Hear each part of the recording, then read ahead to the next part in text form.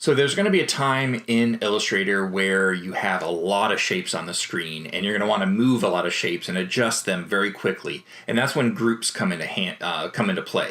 If I select, and right now you can see I don't have anything grouped together. So right now if I grab my selection tool, it will individually select any piece here. Okay, and that's a little, I don't want to every single time I want to, select that chess piece, I'll have to select them all and then move them and then select them all and then move them, okay? So instead, once I have them selected, I just hit Command G for group. You can go up to Object Group, but who wants to do that? Command G, just memorize that hotkey, Command G for group, and now that object is grouped, okay? Now, what's cool about that is you can have groups within groups within groups, but you don't have to really pay attention, okay? So if I want to have two shapes grouped, so I'll select this guy and group him, all right?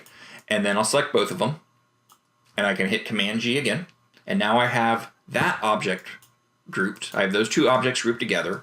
I can always go in there and Command Shift G, which is ungroup, Command Shift G, and now it's going to sort of remove one layering of grouping, okay? So you can have as many layering as groupings as you want. So now I can select those and group that, Command G. I can select these guys, Command G there, and I can even select all of them and Command G. So I have all these layerings of groupings, and anytime I want to remove a layer, just hit Command Shift G, okay? And actually in my next example, I'm going to talk about group isolation mode, and that's even more handy, okay? But again, I can come in here, select any number of them, hit Command G, and then I can start moving them around and manipulating them. Actually, while we're here, let's talk about group isolation mode, okay? So if I have a group, I've already hit Command G, I've already grouped all these together, and you can see I have one that I need to change. I can use my direct select tool, because the direct select will actually select through the group, okay, which is very handy. I can actually click and change it there. But sometimes it's hard to grab a hold of it, or there might be some things in the way. So all you have to do is double click. When you double click on a group, you go into what's called group isolation mode. Notice everything else got sort of faded out, and then up top, I have my group isolation, I guess breadcrumb navigation is the technical term, okay? But what's nice about this now is I can come in here and I can manipulate and change that shape. And then when I'm done, all I have to do is double click on this gray bar up here. I can't click on anything else, so I can't do any damage to anything else.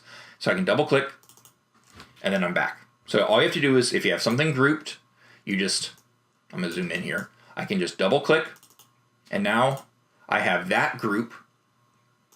I can double click on that, and now I can come in here and I can double click on that. So I can dive into my layers of grouping,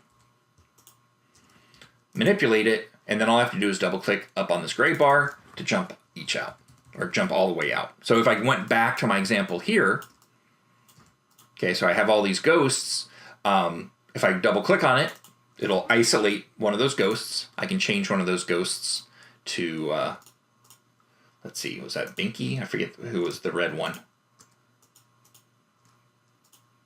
There we go. And then I just double click out, and I'm good to go. Group isolation mode and groups, they are your friend.